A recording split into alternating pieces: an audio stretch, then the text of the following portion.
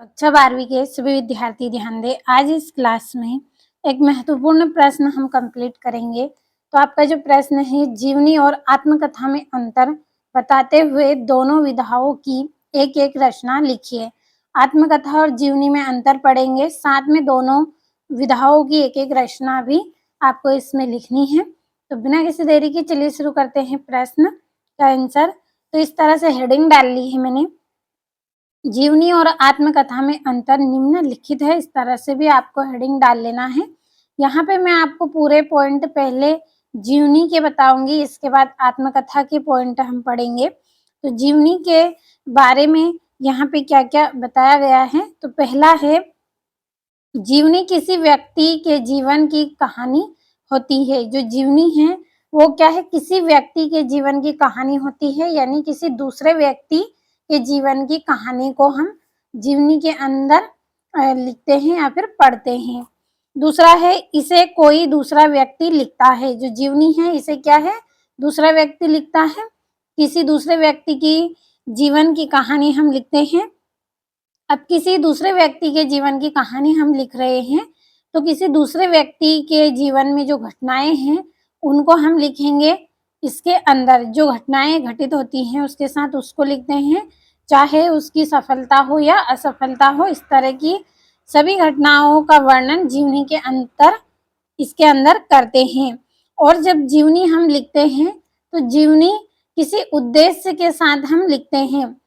उद्देश्य या तो इससे हमें प्रेरणा मिलती है या फिर कोई जानकारी हमें इससे प्राप्त होती है। इस उद्देश्य से हम जीवनी को लिखते हैं। तो मुझे उम्मीद है समझ में आया होगा आपको। बहुत ही आसान और सरल है, केवल आपको इसमें समझना है कि जो जीवनी है वो क्या है। जीवनी किसी व्यक्ति के जीवन की कहानी होती है।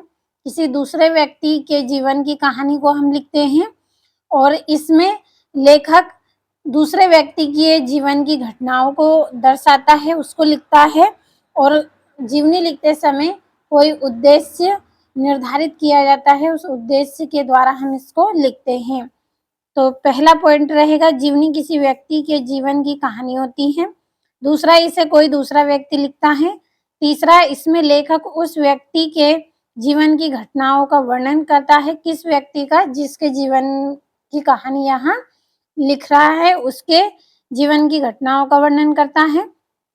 चौथा, इसका उद्देश्य उस व्यक्ति के जीवन से प्रेरणा देना होता है या फिर जानकारी देना होता है। और पांचवा, यहाँ पे एक रचना है जैसे गांधी जी की जीवनी। तो अच्छे से आपको पांच ही पॉइंट यहाँ पे समझ में आए होंगे। अब हम आत्मकथा के बारे में समझ लेते हैं।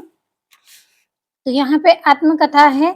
आत्मकथा व्यक्ति अपने ही जीवन की कहानी स्वयं लिखता है। आत्मकथा के अंतर क्या होता है, इसके अंतर्गत इसमें व्यक्ति अपने ही जीवन के बारे में लिखता है, अपने जीवन की कहानियों को, घटनाओं को, जो उसकी भावनाएं होती है, जो उसके अनुभव होते हैं, जो उसने संघर्ष किया है अपने जीवन में, उसको दर्शाता है। और इसमें सच्चाई और आत्म अनुभव होता है, यानी कि सच्चाई के साथ जो अनुभव है इसके, जो सच्चाई के साथ इसने अनुभव किया है किसी घटना को, उसी का वर्णन यह करता है।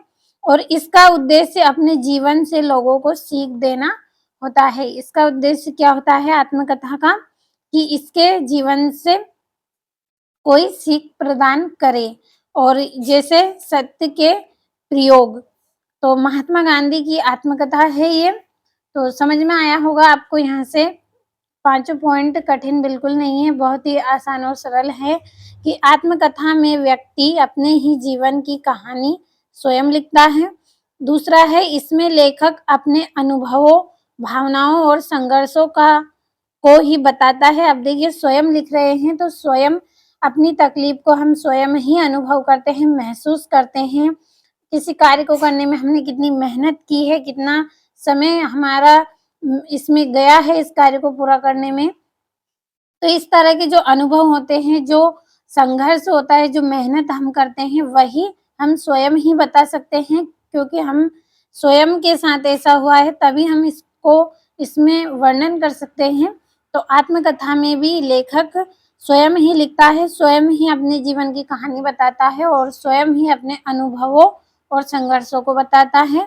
और इसमें सच्चाई और आत्म अनुभव प्रमुख होते हैं। इसमें सच्चाई दर्शाया जाता है, क्योंकि इसके जीवन में जो घटनाएं घटी हैं तो उसको ही पता है, तो सच्ची घटनाएं ही ये हमें अनुभव कराते हैं और इसका उद्देश्य अपने जीवन से लोगों को सीख देना होता है। आत्मकथा लिखते समय इसमें सच्ची घटनाओं का वर्णन होता है, तो इससे क्या है, हमें सीख मिलती है, सीख प्राप्त करते हैं हम किसी दूसरे के जीवन से। और जैसे सत्य के प्रयोग महात्मा गांधी की आत्मकथा, ये यहाँ पे आपकी एक रचना हो गई। तो मुझे उम्मीद है इस प्रश्न का आंसर आपको अच्छे से समझ में आया होगा। यहाँ से स्क्रीनशॉट के माध्यम से नोटबुक में नोट करें और कंप्लीट करें। आसान और सरल भाषा में आपके लिए यहाँ पे आत्मकथा और जीवनी में अंतर मैंने यहाँ पे लिखा है, तो समझ में आया होगा आपको। एक दो बार अच्छे से पढ़िए, आप अच्छे से कंप्लीट भी कर लेंगे। महत्वपूर्ण प्रश्न है एग्जाम के लिए, अच्छे से कंप्लीट कर लेना है।